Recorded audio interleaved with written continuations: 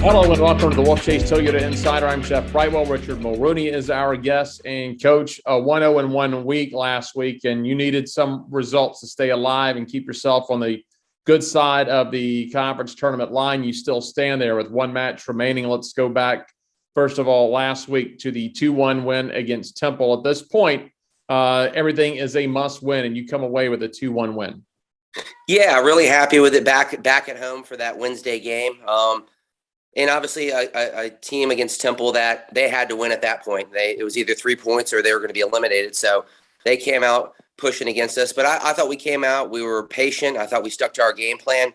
We're able to get that goal. And obviously with them midway through the second half, I think maybe their second or third shot of the game, they got a goal, unfortunately, against the run of play. But, a little bit of adversity. Our guys responded, got the second goal, and saw the game out. So obviously pleased with that. The 3 points were the most important thing, but I also thought we built some confidence up after obviously losing the previous 2 games, and in knowing that to stay in this conference tournament race, we had to find a way, and the guys stuck together, and we were able to do that. We always talk about how points are so valuable because you don't have the league doesn't have a lot of in soccer teams, and you don't play around robin. You did in the spring. That was because of the pandemic and the adjusted schedule. So you only get one shot at these teams. So not a lot of points available in the league. You do grab another point on Sunday last night against USF, and that was a huge game for both teams. And both teams, I'm sure, looking for 3 points to try to solidify some stuff. But it comes out 0-0, and I'm sure both teams, if they go look back at the film, are thinking about maybe missed opportunities, but also just 2 teams battling for that final playoff spot.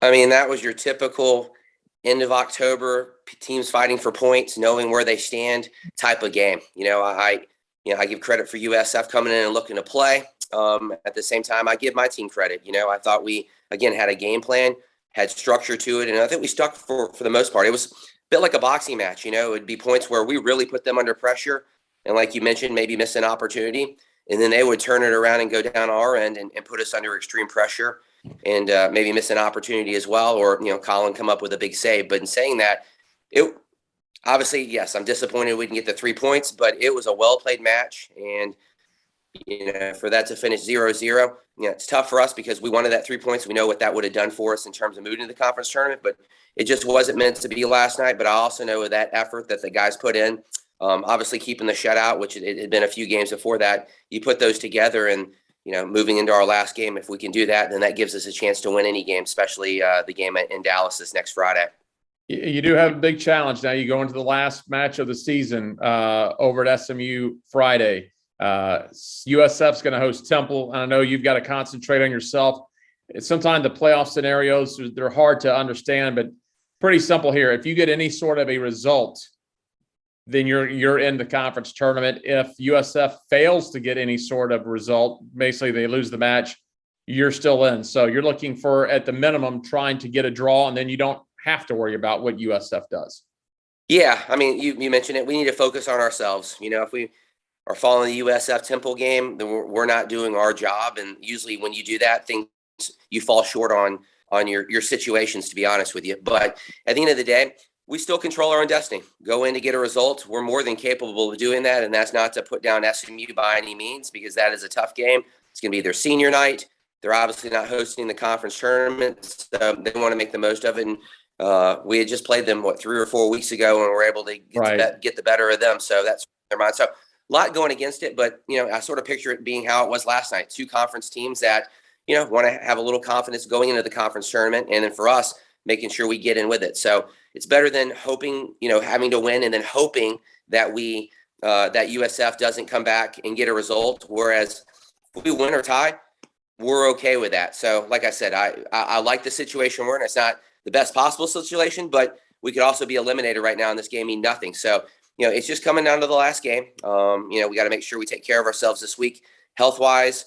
Obviously go back and maybe watch some tape on SMU and, quite frankly, watch some tape from last night to see where we can improve, and then just roll the dice out Friday night and see where it comes. But I know the guys will be up for it. I know we're excited about it as well. And, this is college soccer coming down to the last weekend. And like I said, it's a good situation to be in Whereas I've been on the outside looking in, wondering, golly, I'd like to be playing for a conference tournament, and we don't have that opportunity. So we're going to enjoy it, but at the same time, we'll be prepared for it as well.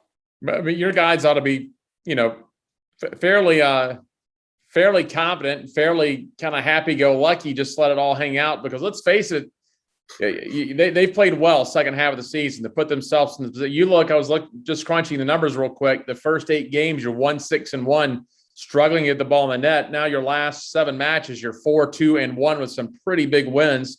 And now you've put yourself in the position. They've had a really good back half of the season. I couldn't be prouder. Like I said, yes, I wish I could go back and use these group of guys with the experience that we've gotten and the lessons we learned and replay those first 8 games. But that's not how life works. But at the same time, you know what? I'm happy that we sort of caught fire at the end. And that's not to say we've just been beating teams down and haven't lost. We've taken a loss here or there as well. But we're playing well enough to be in any game and win it. And going into this last game, knowing that we have that confidence, knowing that we've just gelled as a team. Sometimes it just takes a little bit of time with the rotation that we had, or losing the 16 or 17 guys in the spring coming in now. It took that much time to figure it out, and it took halfway through the season. But fortunately, it was right at the beginning of our conference season. Took a couple losses, and then we've just played well enough to get us results, and we're hoping that continues into Friday night. All right, Coach. We'll go get them on Friday, and we'll catch up with you next week. Thanks, Jeff. That is Richard Mulrooney. I'm Jeff Brightwell with the Wolfchase Toyota Insider on the Memphis Tigers Network.